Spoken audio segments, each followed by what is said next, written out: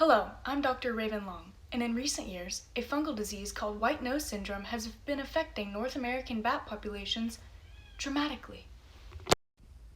This disease is simply caused by a fungus that attaches to and grows on the skin of a bat while in hibernation, then later damaging the skin and attacking the immune system.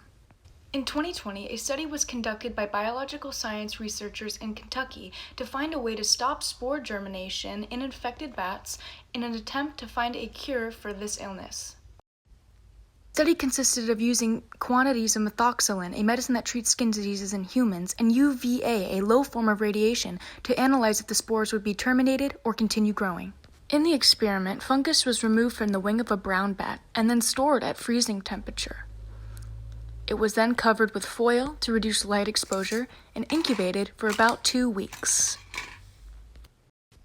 The fungal spores that cause white nose syndrome were exposed to methoxylin at varying high and low concentrations for 24 hours.